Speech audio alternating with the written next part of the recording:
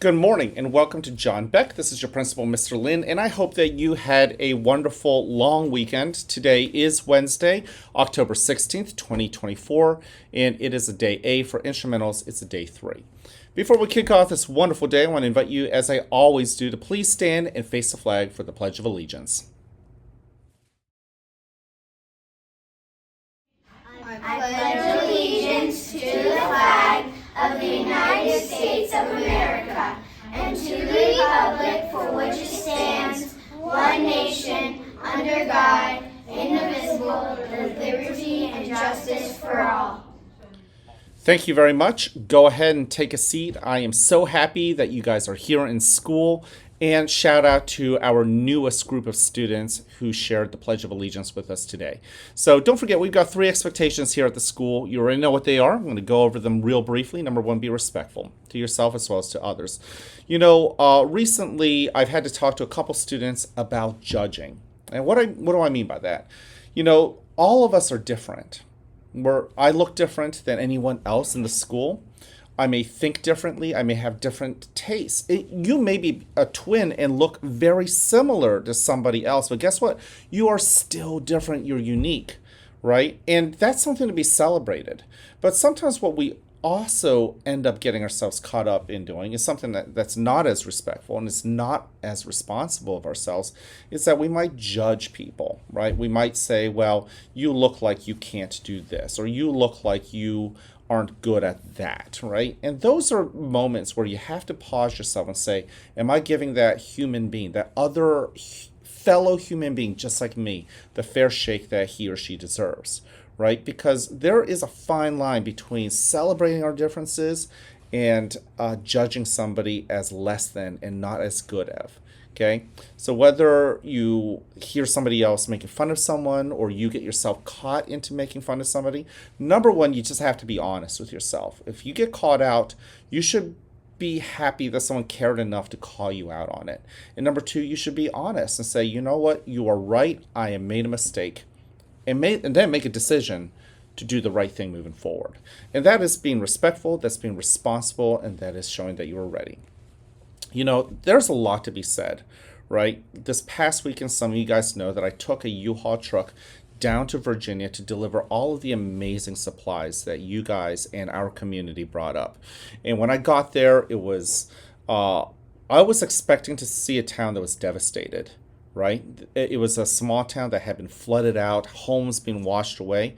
And yet there I was judging before I saw, because when I showed up, the people of Damascus had worked so hard over the last 2 weeks to clean up their town, because their town is really, really famous during the fall when a lot of visitors come into the mountains, into their little town, and they spend money at the businesses to keep the businesses alive, and they needed those tourists. So by the time, even when we showed up, the downtown was actually mostly cleared and cleaned up, okay?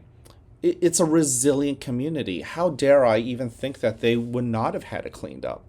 You see, those are little things where you can get yourself caught into and find yourself judging an entire group of people that you don't really know. And here I was just so impressed at how strong and resilient the people of Damascus really are. By the way, I just want to say the people of Damascus are really, really thankful. I met up with my friends in Virginia, and we drove down to Damascus and we dropped off the supplies, everything from the generator that was donated to the food and the clothing and the first aid kits and the cleanup materials. All of that is likely being used as we speak right now. There are some parts of the town that just recently had road access, and many of the homes, especially the ones in the mountains, really don't have power. They haven't had power for over 2 weeks. So just imagine how hard life would be.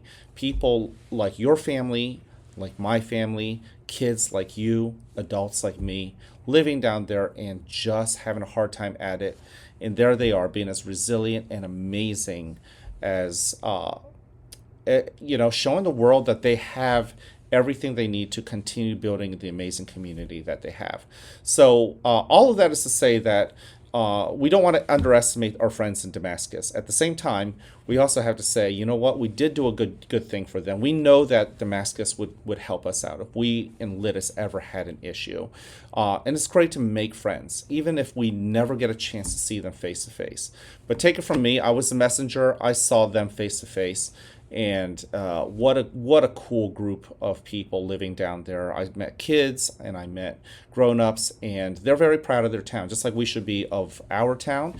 And they're intent on rebuilding it. And I'm rooting for them. I know you guys are as well. Okay.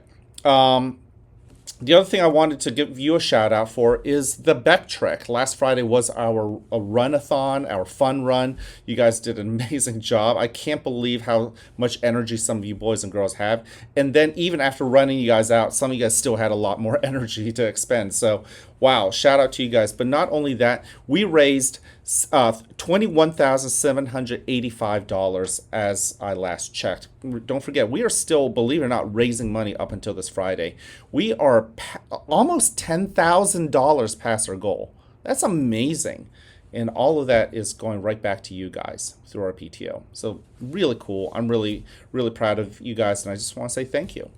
Okay, without further ado, I want to wrap up with this. I love you. I care about you. I'm here to encourage you. Go ahead, spread that message. You guys exported the love, care, and encouragement down to Damascus.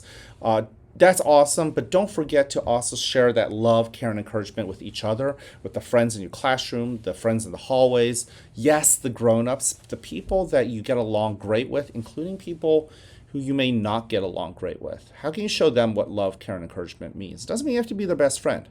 But can you show love? Can you show that care? And can you show that encouragement? Okay? Think about it. It's a short week. I want you guys to make it count.